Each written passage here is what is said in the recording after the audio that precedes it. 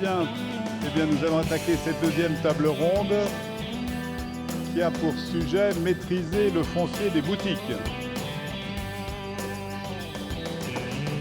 Alors, nous avons pour illustrer ce propos Jean-Paul Mattei, député de la deuxième circonscription des Pyrénées-Atlantiques, Christine Fumagalli, présidente du réseau Orpi, Mathilde Sille, directrice du projet EPF Nouvelle-Aquitaine, Emmanuel Maujean, chef de projet de la Société immobilière d'aménagement du Béarn, Sébastien Palmiotti, développeur du centre-ville de Douai, et Hervé Caranob, manager du centre-ville du Plessis-Robinson. Donc c'est très éclectique et ça va nous permettre d'aborder ce sujet sous des aspects très différents. Et je vais commencer par Jean-Paul Mattei, député de la deuxième circonscription des Pyrénées-Atlantiques. Pas en tant que député, ce qui est intéressant dans sa personne, c'est qu'il est notaire. En tant que notaire, il a une double casquette. Il est compétent dans le domaine des baux commerciaux, mais aussi il est utilisateur de mètres carrés dans le centre-ville de Pau, je suppose. Voilà, donc vous m'avez dit 300 mètres carrés, ce qui est quand même tout à fait... 800 mètres carrés, c'est encore plus considérable. Et donc vous êtes vous aussi, à titre personnel, confronté au problème de la maîtrise du foncier. Alors ce n'est pas des boutiques, c'est des mètres carrés professionnels, mais la problématique des baux se pose à vous comme à tout le monde.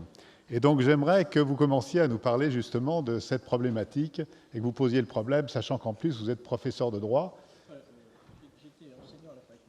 Était enseignant à la fac, voilà. Par contre, prenez le micro pour vous exprimer. Voilà, bon, effectivement, quand vous m'avez soumis le sujet de cette table ronde, j'ai trouvé que le sujet était particulièrement intéressant et je trouve que le thème du congrès est passionnant parce qu'effectivement, depuis moi, mon expérience professionnelle qui date des années 80, je préside également le Conseil immobilier de l'État où on a une problématique en tant qu'immobilier de l'État de rénovation du patrimoine également de l'État et notamment des cités administratives et de l'insertion de ces cités administratives et dans les centres-villes. Donc ça, ce sont des dossiers qu'on voit fréquemment. Mais sur la problématique qui est de dire est-ce qu'une SEM ou une structure type PFL ou autre peut maîtriser le foncier des boutiques. Tout de suite, moi j'ai un raisonnement qui me dit... Il y a deux choses dans une relation entre un propriétaire et un exploitant. Donc il y a un bail, souvent c'est un bail commercial qui a beaucoup évolué dans le temps. Et les moyens d'intervention des collectivités a aussi évolué, puisqu'on a l'exercice des droits de préemption sur les murs, mais également sur les fonds de commerce. Et la réglementation également évolue beaucoup. J'en veux pour preuve un dernier texte qu'on a adopté à l'Assemblée nationale qui est la possibilité de donner en location-gérance un fonds de commerce même si je n'ai pas les 2 années d'exploitation et qui change beaucoup les choses parce qu'à la limite on peut imaginer que la structure se positionne sur les murs mais pourquoi pas aussi sur le fonds de commerce pour pouvoir éventuellement contrôler. Mais la question est de savoir, est-ce que cette cohabitation entre propriétaires et locataires est un long fleuve tranquille ou pose des difficultés juridiques. On le voit bien d'ailleurs dans l'évolution de la réglementation des baux commerciaux entre qui doit faire les travaux. Si je prends l'article 606 du Code de commerce qui dit que tout ce qui est gros travaux, couverture et clause, ça reste à la charge du propriétaire et puis tout le reste reste à la charge du preneur, avec des évolutions législatives et des correctifs qui sont intervenus d'ailleurs assez récemment avec la loi Pinel qui est venue recaler un petit peu les rapports entre bailleurs et locataires. Mais également, moi je m'interroge sur, il me semble que c'est le cœur du sujet, de l'animation de la ville avec des exploitants. Je ne sais pas si vous avez déjà eu l'impression, quand vous baladez dans des capitales européennes, j'ai l'impression qu'on a des copier-coller sur des enseignes un petit peu partout. On a le même type de boutique. Que vous alliez à Venise, que vous alliez à Rome, que vous alliez... c'est assez sidérant de voir qu'on a véritablement une espèce d'uniformisation presque mondiale des réseaux des commerces. Bon, ça c'est lié aux chaînes et autres. Mais derrière tout ça, où est le rôle de l'exploitant et où est le rôle du propriétaire? Et Je crois qu'il y a un vrai sujet. Il y a un vrai sujet, et dans un projet de société qui porterait, contrôlé par les collectivités, et porterait l'immobilier, on avait échangé téléphoniquement, et je vous disais, attention, le Graal pour un exploitant, peut-être, pour certains, c'est devenir propriétaire des murs. Parce qu'il va le maîtriser, il va maîtriser ses murs, et quelque part, ça va lui assurer... D'abord, il va... Intellectuellement, il va se dire, je verse un loyer, mais ce loyer va venir quelque part dans ma poche, mais sinon je vais enrichir un propriétaire. Et donc, c'est les choix. J'évoquais sa question, j'ai évoqué mes locaux Moapo, par exemple. Moi, mes locaux sont à l'actif de ma structure professionnelle. Je n'ai pas de société civile, c'est-à-dire que l'exploitant est aussi propriétaire des murs. Ça a été un choix que j'ai fait il y a quelques années, et ça me semble sain que l'on puisse avoir à la fois être propriétaire de l'outil d'exploitation en même temps propriétaire des murs. Mais ce n'est pas tout le temps possible. C'est pas tout le temps possible. Mais quelque part, dans la réflexion et dans l'aménagement, dans l'implication des commerçants localement, dans l'animation de la cité, moi je reste persuadé que si ils ont au moins l'espoir de devenir propriétaires des murs, ça sera beaucoup plus motivant que s'ils se disent je ne suis que de passage et je ne suis condamné jusqu'à la fin de mes jours à payer un loyer. Alors, après, il y a d'autres dérives, et je ne vais pas être trop long, mais il y a d'autres dérives qui peuvent intervenir. C'est effectivement le type de baux que l'on met en place, avec ce qu'on appelle souvent des clauses de recette ou un intéressement sur le chiffre d'affaires, ce qu'on rencontre beaucoup dans les centres commerciaux, hein, où là, on peut effectivement s'interroger sur qu'est-ce que la propriété commerciale en dehors de la grande enseigne qui gère le centre commercial. Il y a beaucoup de débats en droit dans ce domaine. Mais je dis attention sur ce type de baux, parce que quelque part, il va y avoir un moment, une frustration par l'exploitant qui va avoir l'impression de ne pas travailler pour lui et travailler pour son propriétaire. Voilà. Donc, je crois que c'est important que des structures contrôlées par les collectivités puissent se porter propriétaires du foncier pour peut-être réguler un peu le marché, pour le contrôler, pour servir de support, d'aide. Mais quelque part, d'un point de vue politique pur, j'avoue que je serais un peu troublé que la collectivité soit à terme propriétaire de tous les murs commerciaux du centre-ville. Donc ça me semblerait, au niveau sociétal et politique, un peu gênant.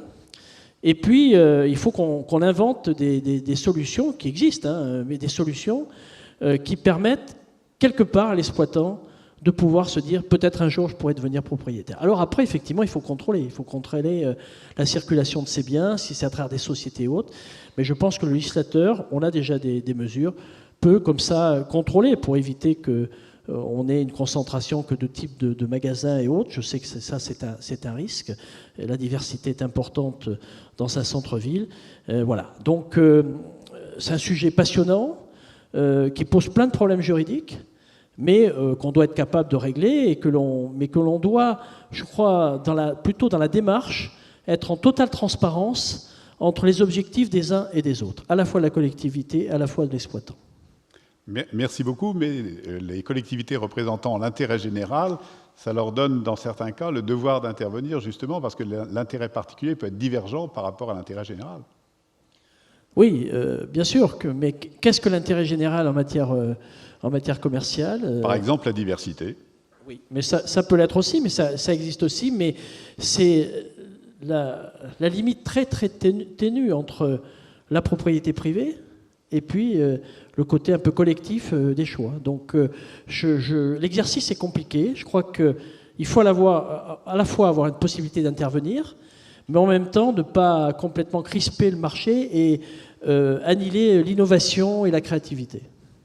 Alors, question subsidiaire, qu'est-ce que vous pensez des loyers progressifs? Vous avez parlé des loyers intéressés. Je pense que ça, c'est une bonne formule, les loyers progressifs, parce que ça peut permettre... je fais bien la différence entre les loyers progressifs et les loyers, je dirais, qui seraient totalement indexés sur le chiffre d'affaires. Je pense qu'il peut y avoir... Il faut qu'il y ait une visibilité. Il faut qu'il y ait une visibilité. Alors, encore une fois, ça existe et ça se pratique, mais par expérience, On peut très bien commencer, c'était ce qu'on appelle des loyers d'amorçage en quelque sorte au départ, puis ensuite parler de un loyer juste qui serait au final, mais bon, on a bien vu d'ailleurs les références sur les augmentations de loyers. On avait l'indice de la construction, maintenant c'est remplacé par l'indice sur les valeurs les loyers commerciaux, donc qui sont un peu plus stabilisés au niveau indice. Mais contractuellement, on peut faire beaucoup de choses.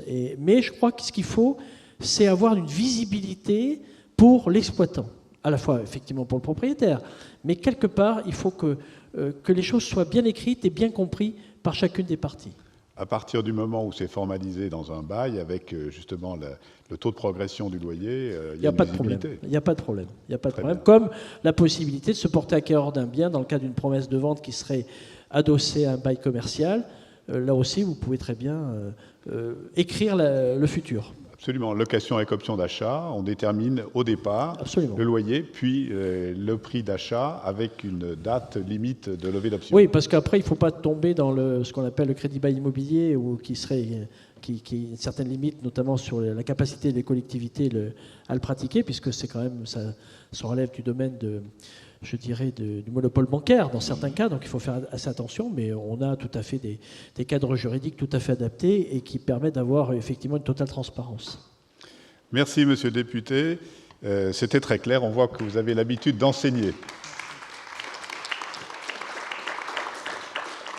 Deuxième intervenant, Christine Fumagalli, présidente du réseau Orpi. Alors on est un peu surpris de vous voir ici, oui, mais vous allez nous expliquer en quoi vous êtes un acteur justement du commerce. Oui, ça, je pense que certains se posent la question, mais que fait un réseau comme Orpi? Donc, nous sommes acteurs privés, pour notre part.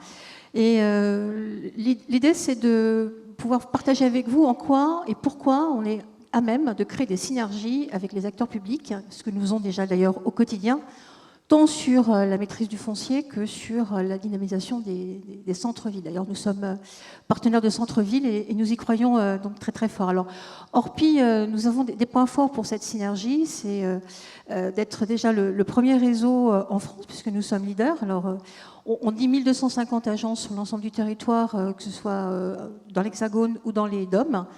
À date, on est même déjà 1280, ça représente environ 7000 collaborateurs pareil, sur le terrain, avec une très bonne connaissance de l'univers immobilier et de nos territoires.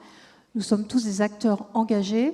Tout simplement pourquoi? Parce que l'un des fondements du réseau Orpi est notre structure. Nous sommes une coopérative. Ce qui nous met un modèle un peu original dans l'univers des agences immobilières. Avec un partage très fort chez Orpi, c'est que l'organisation de notre coopérative se fait en région, se fait par des groupements d'intérêt économique en région, ils sont 53, ce qui fait que chaque groupement économique en région a l'attitude de pouvoir autogérer le local et le régional. Donc ça veut dire être capable de trouver des biens, être capable de trouver du foncier et d'amener du foncier partout en France.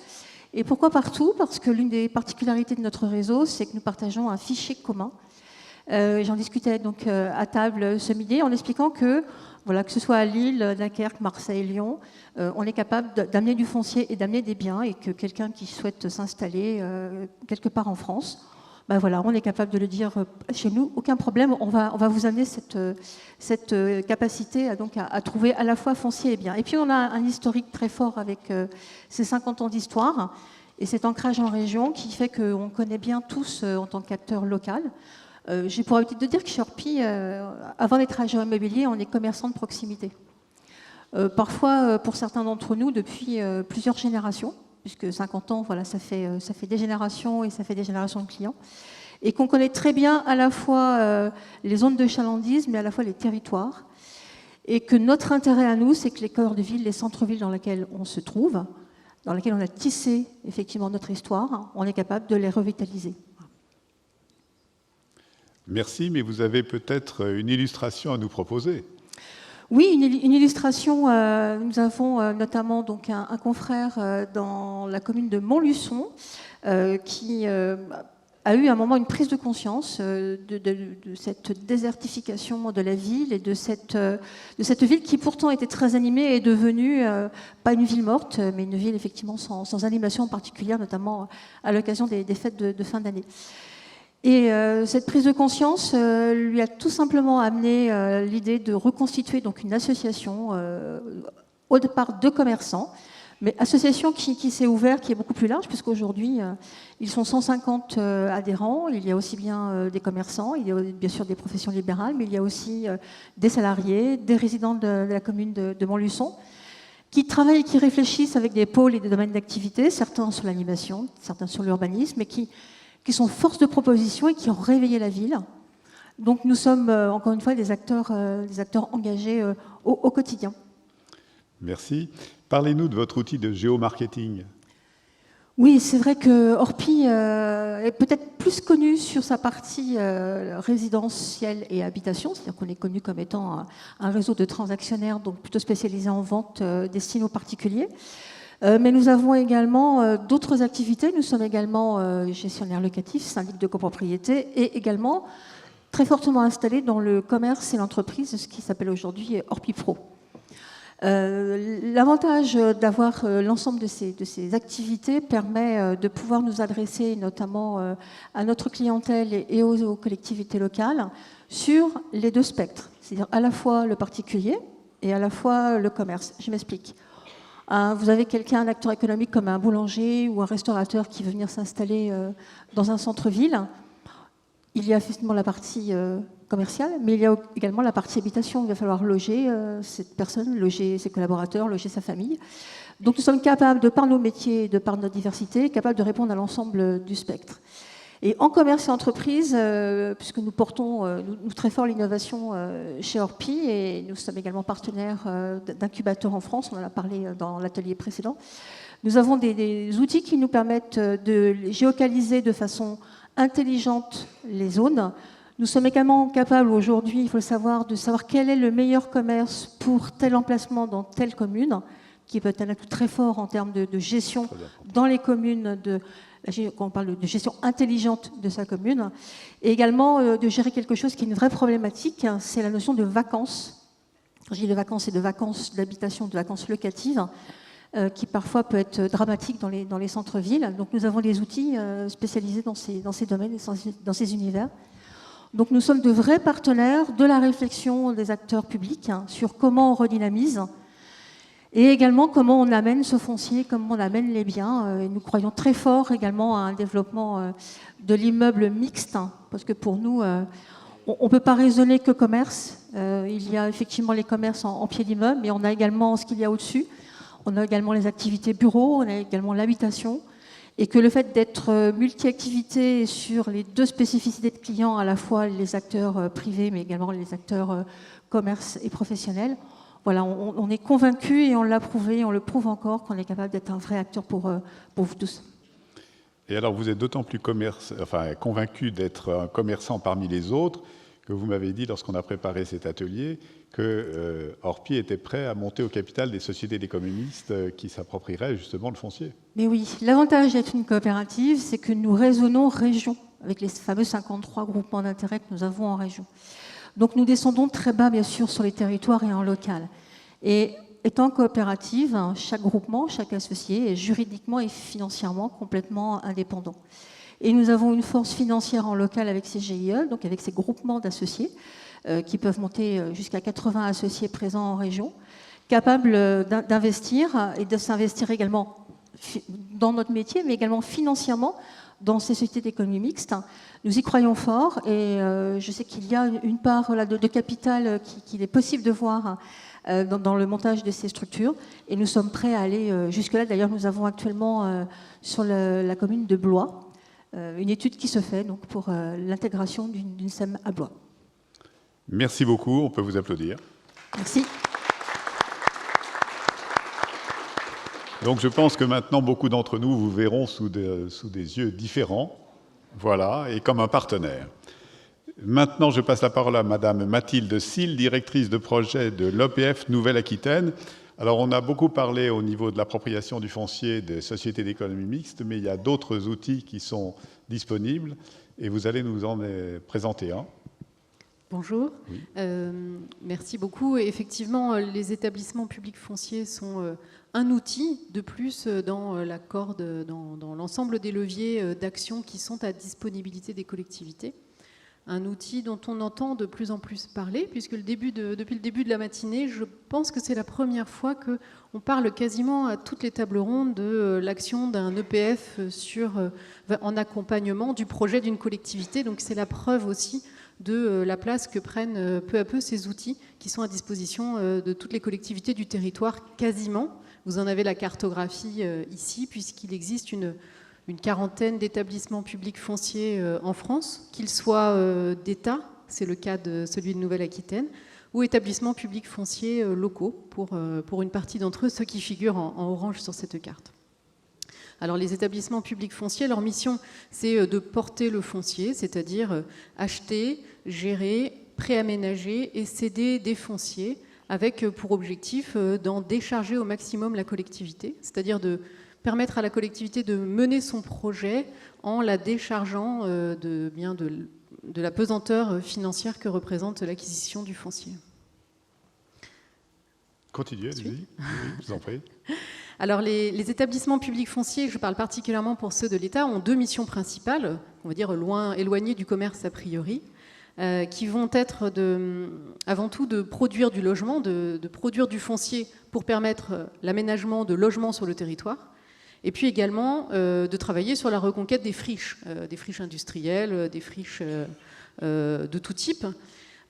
Toutefois, comme vous le disiez très justement tout à l'heure, on ne peut pas travailler sur un seul morceau de la ville sans travailler sur l'ensemble de sa destination. On ne peut pas travailler seulement sur le commerce, mais on ne peut pas travailler seulement sur le logement non plus. Et donc en intervenant sur le logement des centres-bourgs, on a peu à peu constaté qu'il était nécessaire d'agir aussi sur les pieds d'immeubles pour avoir une vision globale de la redynamisation du travail sur l'attractivité d'un centre-bourg ou d'un centre-ville. Et donc l'EPF de Nouvelle-Aquitaine s'est peu à peu doté d'un certain nombre d'outils qui permettent aujourd'hui de proposer aux collectivités de les accompagner dans la mise en œuvre de leur stratégie de dynamisation commerciale en agissant sur le foncier et donc la propriété des locaux commerciaux. Et puis, j'évoquais également le cas des friches, en parlant des friches industrielles, mais aujourd'hui, nous sommes confrontés de plus en plus à la présence de friches commerciales, donc des coques de supermarchés, des coques de moyenne surface, qui sont laissées vacantes suite soit à des fermetures d'entreprises, soit aussi à des transferts, extensions de ces supermarchés qui, en partant, laissent derrière eux une coque vide qui n'est pas valorisée et du coup qui revient à la collectivité de réaménager pour éviter d'avoir à supporter la présence de cette friche pendant des années. Alors, d'un point de vue pratique, quand une commune est saisie par une déclaration d'intention d'aliéner, comment procède-t-on ? Alors l'EPF agit effectivement, comme vous l'évoquez, par le biais de préemption, puisque les collectivités nous transfèrent leurs droits de préemption dans le cadre des conventions qu'on signe avec elles. Vous avez ici la carte, une carte très approximative des centaines de conventions que nous avons aujourd'hui liées avec les territoires de Nouvelle-Aquitaine sur lesquels nous sommes compétents. On intervient donc en préemption et puis également on peut aller jusqu'à l'expropriation lorsque la maîtrise foncière n'est pas possible. Donc lorsqu'une collectivité voit passer une DIA qui lui semble nécessaire de maîtriser, elle peut faire appel à l'EPF pour acquérir le bien, soit au prix, soit en révision de prix également. Et ensuite, l'EPF donc, devient propriétaire du bien, le gère en bon père de famille ou le confie à la collectivité pour sa gestion, parce que ça peut être aussi un intérêt pour le territoire d'avoir une occupation temporaire du bien. On a notamment, dans le cadre d'Action Cœur de Ville, noué un partenariat avec la Fédération des boutiques à l'essai qui nous permettra de mettre en place 3 boutiques à l'essai dans des locaux qui sont acquis pour un temps court, ou en tout cas pour quelques années par l'EPF, qui sont valorisés dans le temps et qui ainsi pourront continuer de vivre le temps d'accueillir leurs futurs projets. Donc on est propriétaire, nous, du bien. On travaille avec la collectivité à sa recommercialisation, notamment via des appels à projets. Et puis ensuite, on recède le bien au bout de quelques années à tout type de personnes, donc des investisseurs privés, des commerçants également qui, soit en tant qu'occupants, souhaitent devenir propriétaires ou souhaitent directement acquérir le bien qu'ils souhaitent occuper. Et également la revente à des collectivités qui, je pense notamment aux bourgs ruraux, souhaitent rester propriétaires de leurs locaux commerciaux pour s'assurer du maintien de quelques activités commerciales dans les centres-bourgs. Et on a donc ainsi réussi à travailler avec des investisseurs commerciaux spécialisés qui nous ont permis de réaliser, on va dire à 0 € pour la collectivité, de belles opérations en centre-ville. Est-ce que vous avez des critères de sélection de ces biens immobiliers ? Le critère avant tout, c'est le projet de la collectivité. Parce que l'établissement public foncier, ça n'est ni le Père Noël, ni Sainte Rita, la patronne des causes désespérées. On intervient uniquement lorsqu'il y a un vrai projet de la collectivité et au service de la stratégie de la collectivité. On ne change pas les règles du marché. On va permettre peut-être d'abaisser le seuil de rentabilité d'une implantation commerciale en allégeant le coût du foncier, en permettant aussi de mettre en place des loyers préférentiels, mais on reste dans la contrainte de marché. Donc si on veut réussir une opération, il faut véritablement que la collectivité soit impliquée dans la réussite de ce projet. Et on a un certain nombre de collectivités ici présentes qui travaillent avec nous, et on voit bien que les meilleurs résultats, on les obtient lorsque la mobilisation de l'EPF se fait dans le cadre d'une stratégie volontariste et tous azimuts d'intervention sur la dynamique commerciale du centre-ville. C'est l'exemple ici qui apparaît, l'exemple du centre-ville de Niort, qui est une ville qui s'est saisie depuis de longues années d'un véritable projet de reconquête de son centre-ville, avec un très beau résultat aujourd'hui, puisque c'est une ville attractive pour les enseignes et pour les résidents, et où on a pu remettre sur le marché une coque commerciale qui a permis d'accueillir un magasin H&M, des logements, et puis également d'autres boutiques. Et puis aujourd'hui, une vraie dynamique qui s'est relancée grâce à l'investissement et au fait que la collectivité a cru à son centre-ville, a mobilisé l'EPF pour le faire, et aujourd'hui, les opérateurs se sont appuyés sur cette conviction que leur a indiqué la ville, qu'il fallait réinvestir avant tout le centre-ville. Alors ça veut dire qu'il ne faut pas attendre d'être saisi par une DIA parce qu'il y a un délai pour répondre. Il faut nouer des relations avec l'EPF bien en amont, associer l'EPF à l'élaboration éventuellement d'un projet de centre-ville pour à ce moment-là pouvoir les solliciter dans les délais impartis. C'est ça. Nous sommes un outil de plus dans le panel des outils que peuvent mobiliser les collectivités, et c'est vraiment effectivement un outil qu'on leur conseille de mettre en place, d'avoir disponible, soit pour acquérir des biens qu'elles ont ciblés depuis longtemps comme étant véritablement stratégiques. Il ne s'agit pas de racheter tous les locaux vacants de notre belle région, malheureusement ils sont très nombreux, mais ceux qui vont avoir véritablement un effet levier sur l'attractivité, le regain d'attractivité du linéaire principal de la commune. Et donc oui, il faut anticiper, comme pour toute politique publique, et derrière, l'EPF sait être réactif pour pouvoir répondre lorsque l'opportunité se présente pour acquérir le bien et travailler avec la collectivité à son devenir. Merci beaucoup.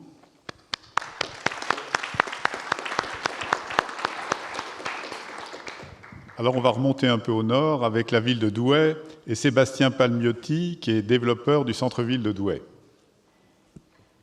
Alors à Douai, vous avez une problématique tout à fait particulière que vous allez nous présenter. Oui, alors j'ai une présentation aussi. Parfait.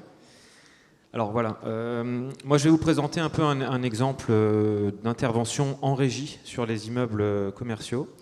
Donc c'est une particularité que la ville de Douai a développée ces dernières années. Alors vous allez le voir un peu par la force des choses. Je vais d'abord, peut-être dans un premier temps, vous présenter en quelques mots la ville pour que vous compreniez mieux le contexte et pourquoi la ville, si ça marche, voilà, pourquoi la ville a été amenée à le faire en régie directement pour pouvoir agir sur la redynamisation de son centre-ville. Donc Douai, c'est en région Hauts-de-France, département du Nord, je passe très vite. Alors une particularité assez forte que j'ai essayé de représenter ici sur la carte, c'est qu'on est au cœur d'une conurbation de 2,5 millions d'habitants à peu près, puisque Douai se situe entre Lille, Lens, Valenciennes et Arras. Et donc c'est un élément qui est assez prégnant dans notre stratégie de redynamisation du centre-ville, parce qu'il y a une forte concurrence entre les zones de chalandise et vous imaginez bien derrière les zones commerciales qui peuvent se situer entre toutes ces agglomérations.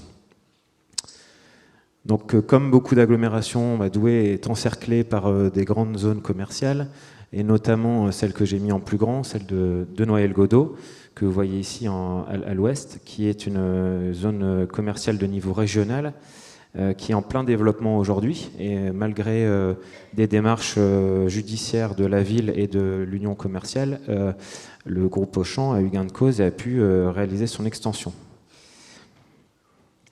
Alors le centre-ville de Douai, donc, je ne vais pas vous faire un historique, bon, c'est aussi une ville de parlement, parce qu'on était le Parlement de Flandre. Voilà. On a 2 grands axes commerciaux linéaires très longs, dont notamment celui qui part du nord au sud, qui fait 1,3 km, et un axe est-ouest qui fait 650 mètres environ, qu'on appelle en gros, ça forme une croix et on appelle ça la croix de Douai. Donc sur ce périmètre-là, vous avez encore aujourd'hui 18% de vacances commerciales. Donc comment est née l'idée d'intervenir sur le foncier directement en régie? D'abord, c'est parti d'un constat en début de mandat de la nécessité d'intervenir sur un certain nombre de fonciers stratégiques, donc qui sont au nombre de 6, je ne vais pas les détailler, qui sont des grandes emprises foncières, souvent des anciennes galeries marchandes, voire des anciens grands magasins, nouvelles galeries, etc., abandonnés, vacants, ou un immeuble incendié, abandonné, etc. Et donc, la municipalité s'est posé la question de savoir comment on intervient sur ce genre de fonciers, qui sont quand même assez complexes, assez imposants. Et donc, la première démarche a été de dire, on va essayer d'accompagner le privé, soit en essayant de les rencontrer, de les inciter dans la négociation, de travailler avec eux, etc., soit de financer un certain nombre de choses. Je ne rentrerai pas dans les détails, ce n'était pas le sujet du jour. Mais du coup, en 2015, 2016 et 2017, se sont mis en place un certain nombre de choses. D'abord, on a mis en place le droit de préemption urbain, on a mis en place des aides aux réhabilitations de façades, et on a essayé d'intervenir fortement pour inciter en fait, les propriétaires à jouer le jeu et à intervenir. Donc, d'où montrer que la ville est présente et qu'elle souhaite redynamiser son centre-ville. Donc il y a eu quand même quelques réalisations emblématiques. Ici, vous avez sur la photo à gauche avant, ensuite à droite après, quelques réalisations qui ont été accompagnées, qui ont été réalisées par des privés, qui ont permis de réhabiliter des immeubles de grande qualité. Ici, un immeuble art déco, ou encore un immeuble incendié avec une ancienne chapelle, qui a permis de sortir du foncier de l'immobilier de bureaux, du logement et des commerces. Une ancienne galerie marchande qui a été réhabilitée, qui même si aujourd'hui ne fonctionne toujours pas, a été réhabilitée à l'époque. Et donc à partir de là, en fait, s'est posé la question de se dire, c'est pas suffisant, on voit bien que le marché est pas encore... il y a quand même besoin d'aller un petit peu plus loin. Et donc la municipalité s'est décidée sur une intervention à peu près d'une dizaine d'immeubles. Et l'agglomération, la Douaisie agglomération, s'est associée à la démarche en finançant à peu près en abondant sur une enveloppe de 3 millions d'euros, 50% du montant d'acquisition des fonciers nécessaires. Et donc l'idée, bien sûr, je ne l'ai pas précisé, mais c'était bien sûr de contrôler les immeubles importants, les têtes de pont, dans une rue très, très ciblée, qui est la rue de la mairie, avec vraiment l'idée de créer cet effet levier avec un investissement public et derrière, et vous allez le voir, d'autres types d'investissements, à la fois sur l'espace public, mais aussi sur l'accompagnement aux façades, etc., l'animation, dans l'idée vraiment de redynamiser au moins de manière expérimentale cette rue-là de manière très spécifique. Donc, en parallèle de ça, on a lancé une étude de redynamisation du centre-ville, donc tout à fait en amont du programme d'action Cœur de Ville, c'est venu en parallèle en fait, qui a permis de fixer un programme d'action avec des axes d'intervention, des actions, etc. Je ne viendrai pas dans le détail, et dont notamment, vous verrez à l'axe 4, mon poste actuel, parce que moi je suis arrivé qu'au mois de mars, dans l'idée d'animer, on va dire, ce dispositif. Vous avez sur cette carte-là l'ensemble des opérations qui ont été menées sur l'axe central. C'est vraiment l'axe hypercentre, avec diverses couleurs qui correspondent à soit de l'intervention sur le domaine public, sur l'espace public, soit la rénovation de bâtiments monuments historiques, soit d'aménagement de squares ou les immeubles commerciaux sur lesquels on est intervenu. Donc l'action s'est concentrée ces dernières années sur la rue de la Mairie. Donc vous voyez à gauche une image de l'espace public avant intervention, avec une rue assez classique, hein, enrobée, etc. Et derrière, une rue qui aujourd'hui n'est pas encore totalement piétonne, puisqu'elle n'est piétonne que le samedi. Donc c'est une des animations, on a mis en place les samedis piétons, qui permettent, dans une rue qui est aménagée pour être piétonne, de pouvoir la rendre piétonne quand la municipalité le souhaite. Donc avec une démarche de piétonisation, d'animation autour de l'inauguration de la rue et notamment tous les samedis des animations sur la rue. Je passe rapidement parce que ce n'est pas le cœur du sujet, mais voilà. Donc en parallèle de ça, on est intervenu sur des immeubles commerciaux. Donc là, vous avez un des premiers exemples, qui est l'immeuble que la municipalité a acheté, a rénové et a permis d'implanter une enseigne nationale en franchisé, Caporal, qui est arrivé maintenant il y a un peu plus d'1 an. Alors l'action la plus emblématique pour nous, ça a été l'installation du Furet du Nord, donc, qui est une enseigne de librairie nationale aujourd'hui, mais historiquement implantée dans le Nord, et qui était, pour la petite histoire, installée en centre-ville de Douai, dans un emplacement complètement vétuste, dans une ancienne galerie qu'on avait identifiée. Et avec l'arrivée de la FNAC en 2016 sur une zone commerciale du Douaisis, de Douai, a commencé à se poser la question de la pérennité de son activité en centre-ville. Et donc là, la municipalité a pris les devants en allant rencontrer le PDG du Furet pour essayer de travailler avec eux sur une implantation plus stratégique, plus adaptée aux normes, etc., en centre-ville de Douai. Et c'est présenté, en fait l'opportunité d'acquérir cet ensemble immobilier qui est un peu à l'image des Galeries Lafayette sur à Pau. C'est un immeuble avec une architecture Eiffel, donc avec certaines contraintes d'ailleurs de sécurité. Et donc la ville s'est portée acquéreur de l'immeuble et a travaillé avec le Furet du Nord sur son projet d'aménagement intérieur, mise aux normes, ascenseur, réfection totale de l'ensemble, afin de pouvoir l'installer dans un immeuble plus central et en plein cœur de la rue de la Mairie, justement pour nous accompagner dans l'idée de redynamiser la rue de la Mairie spécifiquement. Pour créer une sorte de locomotive. Voilà, exactement. L'idée, c'était vraiment de travailler sur la locomotive.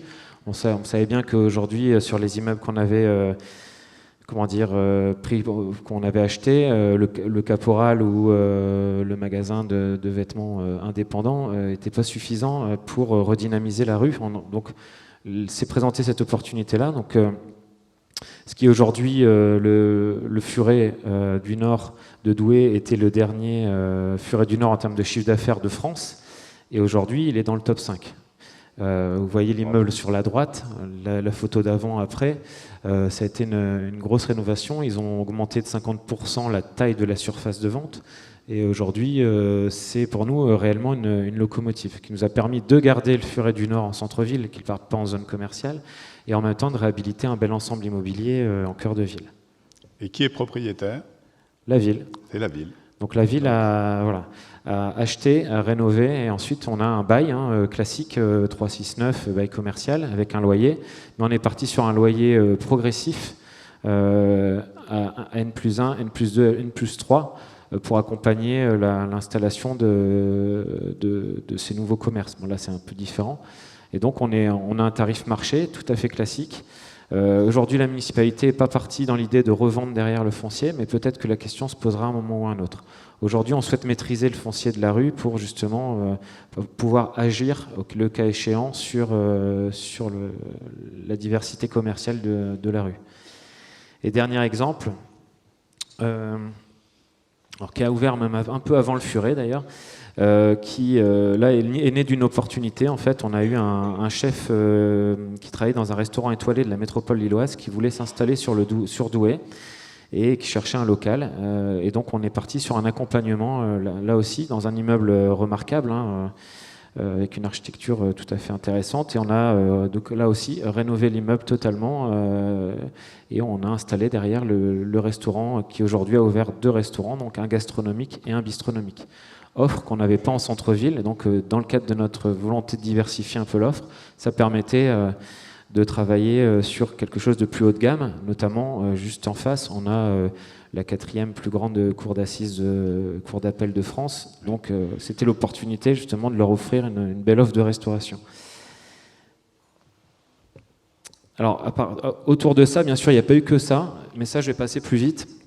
On a souhaité aussi, dans le cadre de notre intervention sur le foncier commercial, rénover l'ensemble du patrimoine de la ville, qui a été un travail très lourd, très coûteux. Donc là, je vous passe, vous avez donc ici l'hôtel de ville. On a eu l'accompagnement au ravalement de façade, la requalification des espaces publics, la restauration de la collégiale Saint-Pierre. Voilà.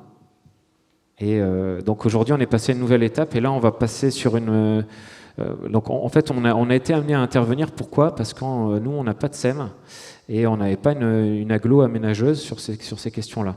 Et donc, le montage a été très vite trouvé, c'est se dire, bon, bah, on n'a pas de privé, on n'a pas de SEM, on n'a pas d'aménageur agglo, ben, on va le faire. Et voilà. C'était vraiment ça ne pose pas de problème d'intervenir en régie. La seule difficulté, c'est le niveau d'endettement de la ville. Le fait de faire porter par une SEM, ça a l'avantage de sortir justement les engagements j'allais dire du bilan, mais du compte administratif de la ville. Mais si la ville est peu endettée, elle peut très bien porter en régie. Voilà, c'est justement le cas. Nous, la ville est assez peu endettée, et aujourd'hui, ça ne porte pas forcément très lourd sur les finances de la ville. Maintenant, on s'est quand même aussi rendu compte qu'on ne pouvait pas faire ça tout le temps. Donc on a testé ça sur la rue de la Mairie, et aujourd'hui on travaille sur l'autre axe, l'axe nord-sud. On travaille sur plutôt une démarche un peu laboratoire, où on est accompagné par les partenaires de l'Action Cœur de Ville, avec les PARECA, l'EPF, et on essaie de travailler sur des montages un petit peu alternatifs, notamment sur la galerie de la Madeleine, où on a été retenu dans le cadre de l'appel à... On a été retenu dans le cadre de l'appel à manifestation intérêt Réinventons nos cœurs de ville, et sur lesquels nous comptons justement pouvoir réhabiliter cet ensemble par ce biais-là, avec une convention opérationnelle qui a été signée récemment avec l'EPF en vue d'acquérir le reste du foncier de cet ensemble immobilier. Et on a donc aujourd'hui ce projet-là.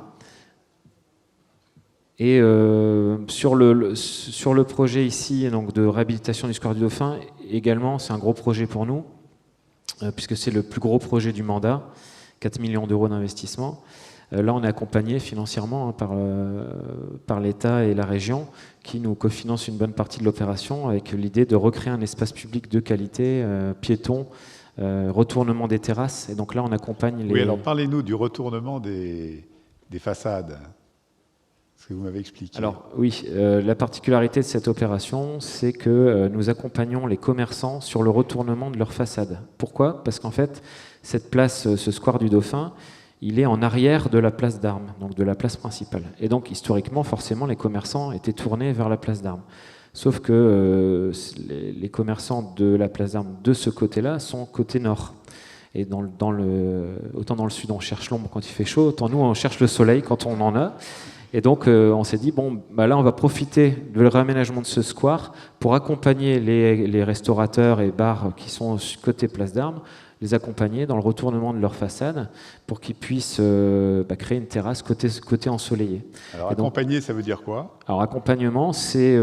d'abord, on a fait des réunions d'information pour les sensibiliser sur le projet, et on a un accompagnement financier, puisqu'aujourd'hui, on finance de l'ordre de 25 à 50% les vitrines, le matériel de terrasse, les parasols et l'amélioration de la façade.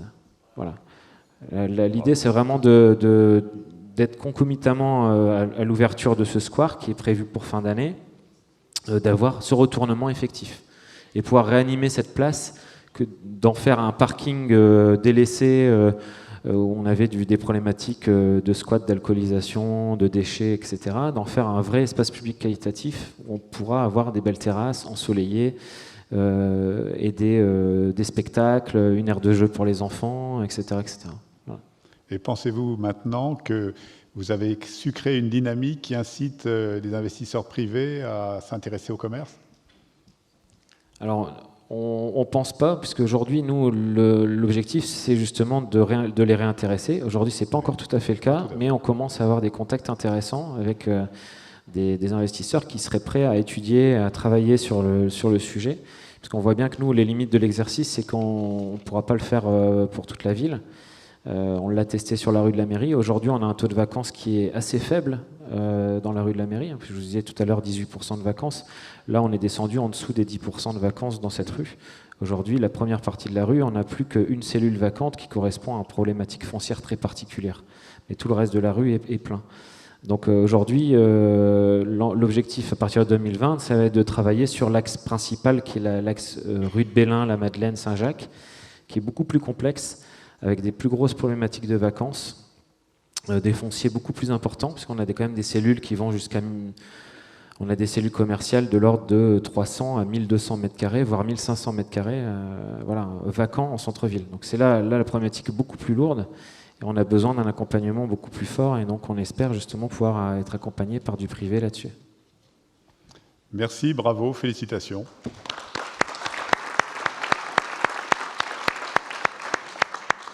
Alors nous revenons en région parisienne avec Hervé Caranob, manager du centre-ville du Plessis-Robinson. Bonjour à toutes et à Alors, tous. le Plessis-Robinson, pour ceux qui ne connaissent pas, c'est une ville qui a été totalement rénovée, reconstruite, on peut dire, par son maire, Philippe Pemzec, qui en a fait une ville totalement nouvelle et que je vous incite à aller visiter si vous avez l'occasion.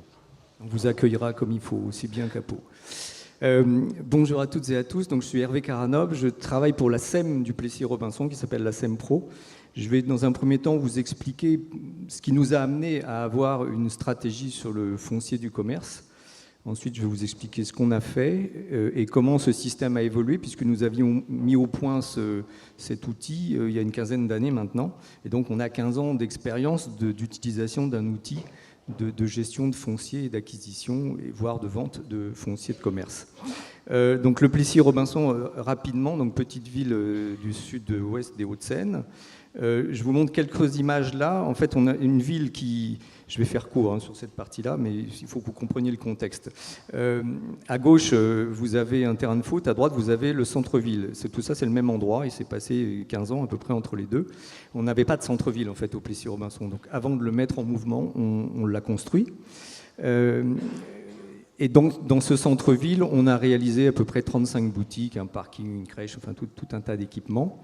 Là, vous avez une image du chantier et une image de ce à quoi ça ressemble aujourd'hui. Il faut comprendre que le Plessis-Robinson, c'était 21 000 habitants, 75% de logements sociaux, 70 commerces totalement éparpillés, donc une authentique cité dortoir. Donc c'était à la fois très enthousiasmant parce qu'il y avait tout à faire, c'était affolant aussi parce qu'il y avait tout à faire. Il se trouve qu'au milieu de la ville, il y avait un terrain de foot, donc c'était notre opportunité et finalement on s'est dit centre-ville, c'est mieux de le mettre au centre de la ville, ce que nous avons fait. Ensuite, Tant pis pour les footeux, mais comme le maire était judoka, c'était pas grave. Voilà, et puis par ailleurs on avait reconstruit tout un parc des sports, plus à sa place, un peu en périphérie de la ville, et donc ils n'ont pas perdu au change. Ensuite on s'est attaqué à la cité Jardin, à la cité Haute. Donc le précédent projet c'était 1600 logements construits, là on a détruit à peu près 900 logements en tout qu'on a reconstruits, il s'agissait de logements sociaux que nous avons tous reconstruits et nous avons reconstruit un certain nombre de logements privés. L'idée c'était aussi de créer de la mixité sociale et de créer du commerce, mais ce qu'on s'est dit c'est qu'avant de créer du commerce c'est mieux d'installer des clients, ça permet ensuite que les commerces fonctionnent de manière plus sûre. Donc le avant-après, voilà l'ancienne cité Jardin et ce que nous en avons fait.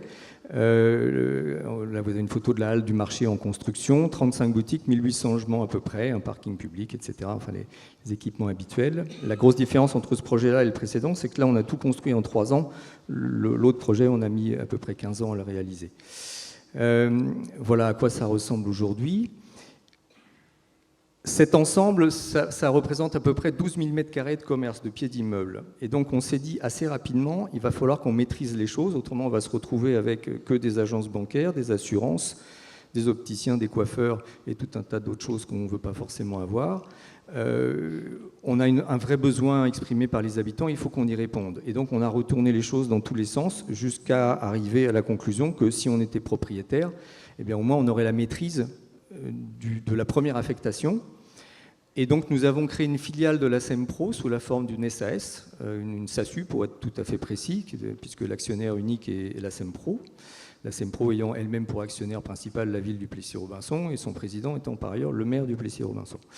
On a donc créé cette SASU, nous sommes allés voir une banque pour lui dire on va vous emprunter 18 millions d'euros et nous allons acheter tous ces commerces en VFA, puisqu'on les a achetés au moment où nous vendions les charges foncières aux promoteurs. Et ça, c'est un point à souligner, c'est-à-dire que on va parler après de réparer les erreurs ou les bêtises qu'on a pu faire en cours de route ou que d'autres ont pu faire, mais c'est bien de prévenir aussi. Et donc, on s'est dit que si on intervenait à la source, on aurait peut-être moins de problèmes à gérer ensuite. C'est pour ça que nous avons indiqué aux promoteurs à qui nous discutions de la vente avec qui nous discutions de la vente des charges foncières, que nous allions acquérir les rez-de-chaussée d'immeubles, c'est d'ailleurs écrit dans les promesses de vente que nous concluons avec eux. En général, ça leur va très bien, parce que le rez-de-chaussée, ça les enquiquine plus qu'autre chose, donc ils savent que ça sort, ils ont un chiffre à mettre dans leur bilan, et on passe à autre chose, et au passage, on leur avait imposé un cahier des charges très strict sur des hauteurs de plafond, des profondeurs, des qualités de locaux, que ce ne soit pas juste des résidus de rez-de-chaussée provenant des dispositions des locaux ordures ménagères et autres. Voilà, et donc on s'est retrouvé avec cet ensemble commercial qui se retrouvait livré au compte-gouttes, mais avec des grosses gouttes quand même par moment, et doté donc d'un outil qui est la SASU, qui était propriétaire de cet ensemble. Notre but, c'était pas d'être propriétaire pour être propriétaire, notre but, c'était de créer les conditions du succès. Et pour nous, les conditions du succès, c'était de pratiquer des loyers adaptés à l'activité qu'on installait. Donc la banque postale n'a pas payé le même prix au mètre carré que le cordonnier, qui n'a lui-même pas payé le même prix que le pharmacien. Voilà, chaque activité a ses spécificités. Et donc cet outil nous a permis de faire ça au départ. Dans la limite du fait quand même qu'on gère aussi un peu d'argent public, donc quand on a la CRC qui vient nous voir, il faut être très pédagogue pour lui expliquer que c'est normal que le cordonnier paye moins cher au mètre carré que... voilà, parce que les SEM, nous, on a tous les enquiquinements des sociétés privées, plus tous les enquiquinements des sociétés, enfin des sujets publics. Donc voilà, on est très, très auscultés. Bon, mais passer ça, ça nous permettait vraiment d'adapter les choses au départ sur le loyer. Et le loyer, c'est un point très important pour les commerçants. Ça peut faire que ça fonctionne ou ça ne fonctionne pas. Ça fait je me paye ou je ne me paye pas. Et ça fait je passe le cap des 3 ans ou je ne le passe pas. On a souvent pratiqué des loyers progressifs et on a souvent pratiqué des franchises de loyer pendant la durée des travaux. Le but étant de recueillir des loyers à partir du moment où des sous commençaient à rentrer dans le commerce. Donc c'est ce que j'appelle créer les conditions du succès, c'est-à-dire qu'on se mette au départ avec le maximum de chances pour que ça marche. Et cet outil nous le permet, puisque déjà on a pu sélectionner nos candidats en fonction de leur projet, de l'activité qu'ils souhaitaient, de leur expérience, enfin de tout ce qu'ils ont pu nous démontrer. Et ensuite, on a pu adapter économiquement la charge des loyers à la réalité de leur business plan qu'on a souvent bâti ensemble, ce qui fait qu'on a établi une relation de partenariat au-delà du fait d'être bailleur simplement. Sauf qu'au départ, on s'était dit, bon, on accompagne tout ça pendant 5 ans, et puis après on revend aux gens qu'on a installés. Ce qu'on a fait au départ, donc on avait monté l'opération en marchand de biens, ce qui présentait certains avantages par ailleurs. Et puis au bout de 2-3 ans, on avait revendu certaines boutiques à certains de nos locataires qui eux-mêmes s'apprêtaient à les revendre, ou les avaient revendus aussi. Et là, on a vu que d'un seul coup, ils passaient de commerçants à investisseurs. Du coup, ils n'en avaient plus rien à faire. Donc je rebondis sur ce que vous disiez tout à l'heure. Pour nous, en tous les cas, après, c'est peut-être pas comme ça partout, mais la suite, c'est que le locataire achetait les murs et ensuite voulait les revendre. Et du coup, il cherchait le locataire qui lui donnait le meilleur loyer et pour avoir la rentabilité maximum et que ça porte préjudice à son voisin, que ça porte préjudice à l'avenir de la rue dans laquelle il était installé. On s'est rendu compte qu'il en avait à peu près rien à faire. Donc on s'est dit, on arrête tout, on ne vend plus rien, on rachète. Voire même on rachète. Aujourd'hui, je rachète des boutiques que j'ai vendues il y a 10 ans. Parce que là, on arrive en fin de bail, et donc il y a des gens qui veulent partir, et je sens que la mutation ne va pas forcément être ce dont on rêve, et donc on rachète les murs. Finalement, ça leur solutionne le problème. On trouve un successeur, en général dans la même activité, et on continue comme ça. Ça ne s'est pas fait en 3 minutes, ça a été quelques expériences malheureuses aussi qui nous ont permis d'apprendre ça. On a eu un taux d'échec d'à peu près 10% sur l'ensemble des boutiques qu'on a installées. Alors 10%, on peut se dire c'est beaucoup, mais en fait, Ça veut dire que 10% des activités qu'on a installées seulement n'ont pas passé le cap des 3 ans. La vraie statistique nationale, c'est beaucoup plus que ça. Hein. Je n'ai plus le chiffre en tête, mais c'est au moins 3 ou 4 fois ça. Votre SAS gagne de l'argent. Et au passage, même si ce n'est pas un but, ça reste néanmoins un exercice de style imposé par le banquier, on dégage une certaine rentabilité. On est aux alentours de 5% de rentabilité sur les commerces que nous louons. Et donc, on dégage un résultat d'à peu près entre 150 000 et 200 000 euros par an, suivant les travaux qu'on a dû engager ou l'actualité du moment. Ce qui n'est pas une fin en soi, mais je trouve qu'à l'heure où les communes doivent chercher des ressources, à l'heure où les maires sont dessaisis de tout un tas de leurs pouvoirs, je trouve judicieux que les maires s'emparent de celui-là avant que d'autres le fassent à leur place. Et fabrique d'une certaine manière pour la ville un patrimoine qui a une valeur un jour où il faudra le revendre ou où ça sera judicieux de le revendre, et par ailleurs génère des profits chaque année qui ne sont pas, comme le dit notre opposition, indécents, qui sont juste normaux et qui ne sont pas faits sur le dos des commerçants, parce que ces profits-là sont réalisés à la source, c'est-à-dire c'est au moment où on achète les commerces qu'on réalise le profit qu'on réalise à la fin. C'est-à-dire que si on achète trop cher, on est forcé d'assassiner le commerçant avec un loyer trop élevé, et ça ne marche pas. Voilà. Aujourd'hui, cet outil nous permet d'accompagner individuellement en fait, les commerçants que nous avons installés, c'est-à-dire que nous avons été capables de faire des baisses de loyer ponctuelles dans le cadre de certaines difficultés identifiées. Nous avons été capables aussi d'appuyer sur le siège éjectable quand on se rendait compte qu'on allait nulle part. Et il y a un moment, il faut le faire, c'est un acte de gestion aussi. Mais du coup, on a une vraie relation de proximité avec tous ces commerçants-là. Et moi, contrairement à ce que j'entends parfois, je milite pour que cet outil soit local.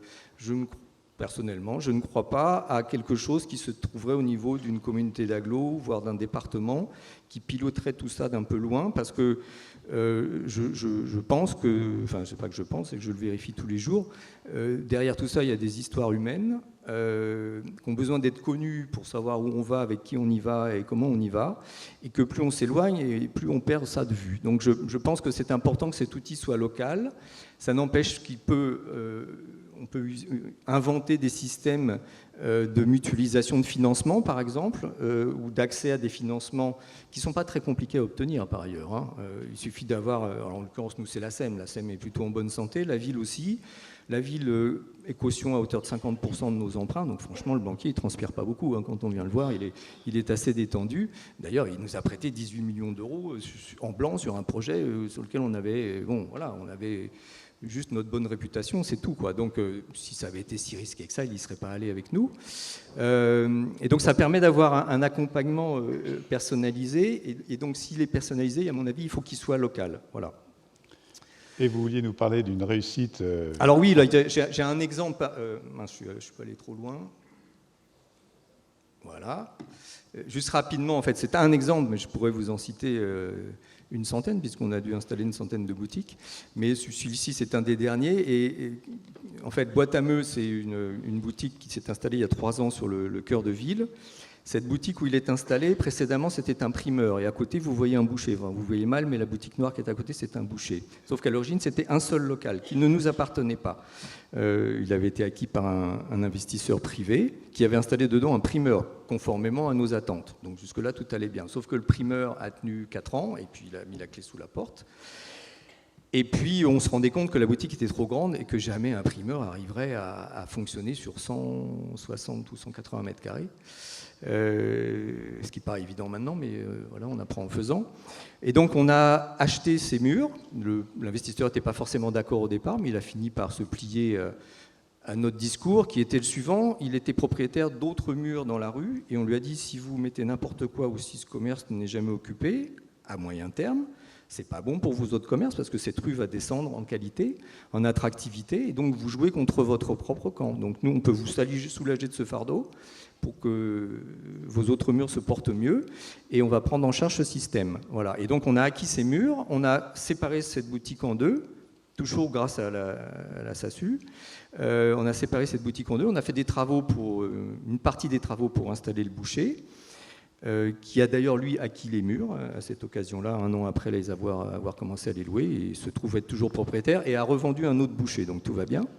Et dans l'autre partie, nous avons installé un autre primeur qui n'a pas tenu. Et donc là, on a pris le temps d'attendre. Et cette structure nous permet de le faire aussi, parce que plus on a de commerce, plus on peut se permettre d'en laisser un en jachère le temps de trouver le bon preneur. Encore une fois, on n'est pas dans une course au profit, on est dans une course à la pérennisation du commerce et à la mise en place de choses qui répondent aux attentes des habitants de la ville. Donc on a attendu le temps qu'il faut, et j'ai rencontré Richard Le Breton, qu'on voit à gauche sur la photo, qui avait un projet, alors 100% numérique, lui, de circuit court, donc que des produits d'Île-de-France, fruits, légumes, viande, fromage, bière, enfin on fabrique des quantités de choses en Île-de-France en fait. Circuit court, cette boutique est ouverte 24 heures sur 24, 7 jours sur 7 par le biais de casiers électroniques. Donc on commande sur Internet, on vient chercher en casier, on vient à la boutique, il y a déjà des casiers pré-garnis, et l'après-midi, il est là en configuration boutique normale. Ça marche du feu de Dieu. Et en fait, l'histoire a été possible parce qu'on lui a fait un loyer ras des pâquerettes, progressif sur 6 ans, ce qui lui a permis de lancer son histoire qui était absolument novatrice, sans recul sur aucune expérience de à peu près personne sur un sujet équivalent. Et aujourd'hui, il se paye comme il faut, il a embauché quelqu'un, il va créer une deuxième boutique. Et donc ça a été possible. Alors si on ne l'avait pas fait, d'autres l'auraient peut-être fait, je ne sais pas, mais en tous les cas, nous, on sait ce qu'on a fait, et son histoire avec nous a été possible, voilà, grâce à cette structure qui a permis de l'accompagner et de créer cette activité. Bravo, félicitations Hervé Caranov.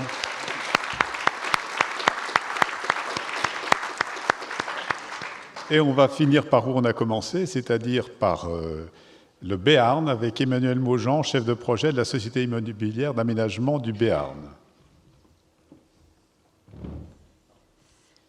Oui, bonjour. Allez-y. Avant de parler de l'intervention directe sur le foncier que mène la SIAB à Pau, il me semble intéressant de dresser le contexte dans lequel cette intervention foncière peut être efficace. Donc je partage des propos qui ont été tenus précédemment.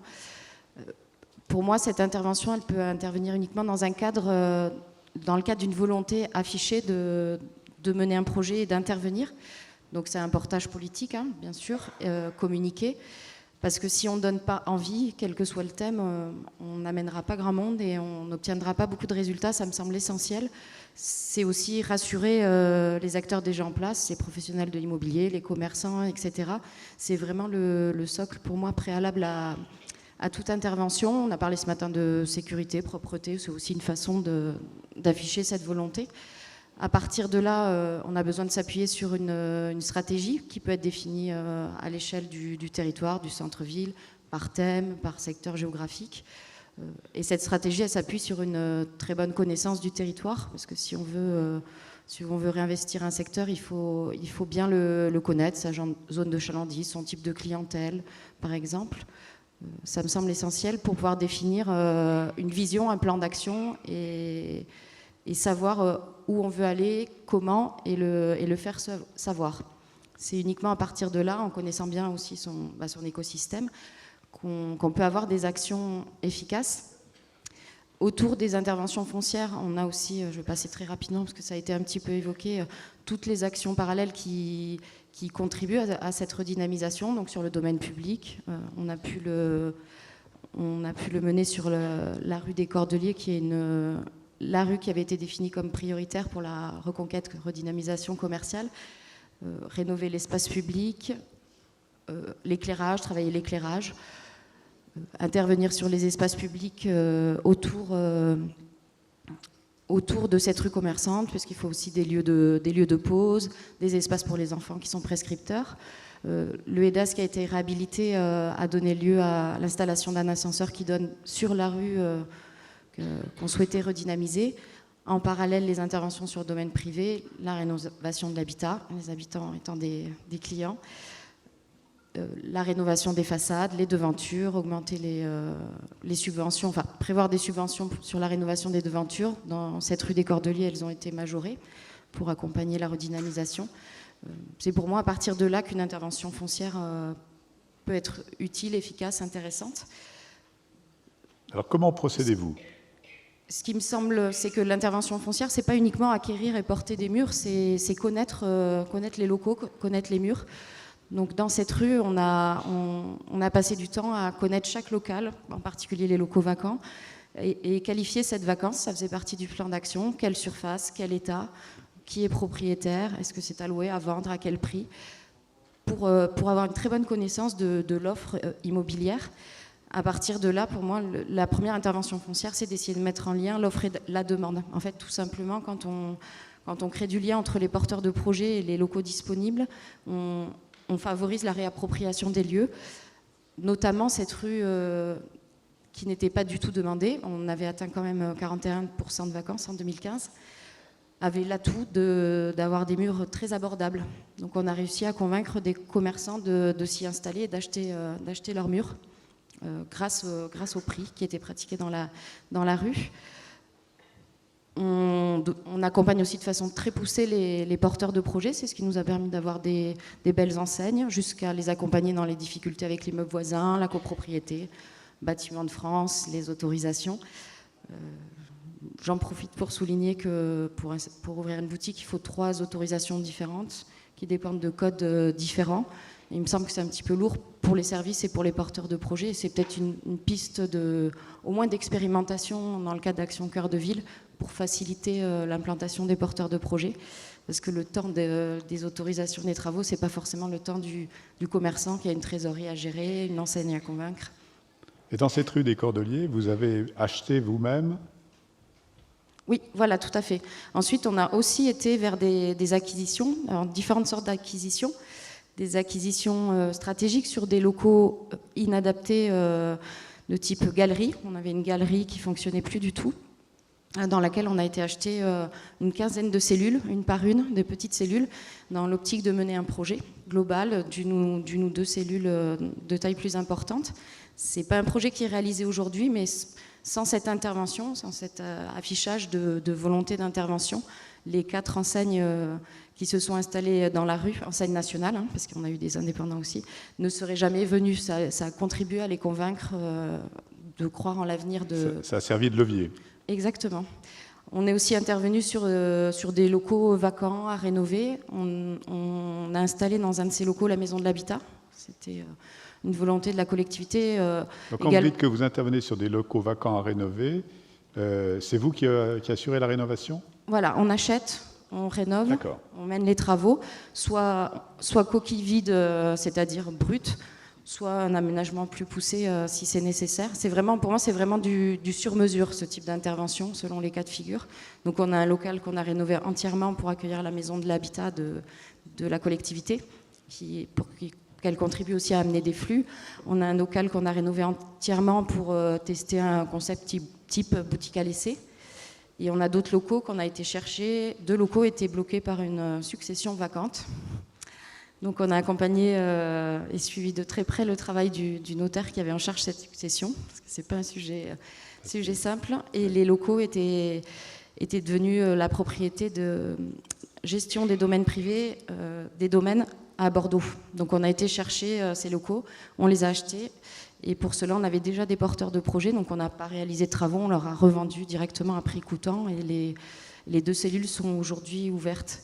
Donc pour moi, c'est du sur-mesure, c'est éparpillé, c'est stratégique. Qu'est-ce qui vous fait penser que vous avez réussi? Alors, on a réussi parce que dans un contexte difficile commercialement, on est passé de 41% de vacances à 18%. En revanche, on a encore beaucoup de travail. On a le projet à sortir sur cette galerie Joffre. On a des locaux qui sont quand même de très petite taille, qu'il faut peut-être structurer. Il faut rester vigilant des commerçants plutôt en fin de carrière. Par contre, aujourd'hui, ceux qui arrêtent trouvent des repreneurs pour leur boutique. Les locaux sont demandés dans cette rue. On a une couverture d'un petit magazine local récemment qui évoque la rue des Cordeliers reprend des couleurs. Donc c'est pas une publication nationale, mais en tout cas localement ça fait plaisir, et ça signifie que c'est visible et que c'est demandé. Pour moi, je me pose la question concernant l'intervention foncière du fait, c'était un petit peu abordé au départ, de porter les locaux à long terme. Pour moi, on n'est pas dans un contexte à Pau, en tout cas, où on est en recherche de diversité commerciale. On a une diversité commerciale dans le cœur de ville qui est relativement satisfaisante.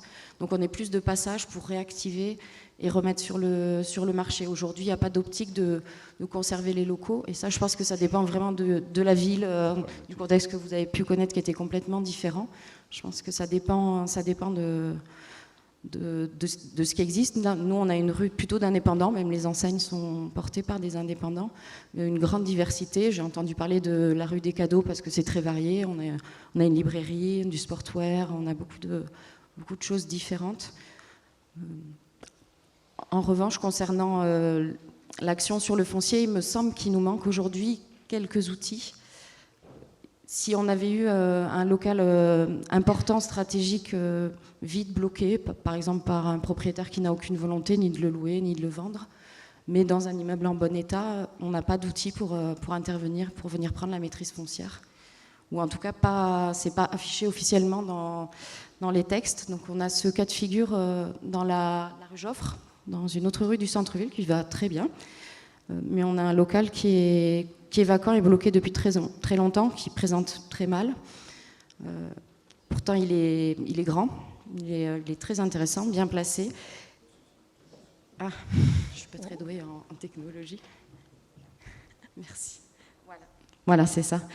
Avec un passage qui relie 2 rues du centre-ville. Donc la collectivité a fait son travail, taxe sur les locaux vacants, arrêté de péril, puisque la devanture commence à être relativement dangereuse. Participation à la rénovation du passage avec la copropriété, et pour autant le local est toujours dans cet état. Donc on va Comme on a la chance d'avoir un parlementaire sur la scène, il a compris le message. On va tenter de mener une procédure d'expropriation sur ce local, mais aujourd'hui c'est pas spécifiquement prévu. Il faudrait qu'il y ait une DUP. Voilà, c'est ce qu'on va tenter, mais c'est pas spécifiquement prévu par les textes. Je pense que Action Cœur de Ville et la création des opérations de revitalisation du territoire peuvent contribuer à argumenter cette DUP, mais aujourd'hui, on n'est pas certain de pouvoir l'obtenir. Il me semble que peut-être la prise de conscience de la nécessité d'intervenir sur le commerce de centre-ville, si elle pouvait se traduire peut-être plus clairement dans les textes, ça nous aiderait à débloquer quelques situations. Merci beaucoup. On vous applaudit, Madame Maujean.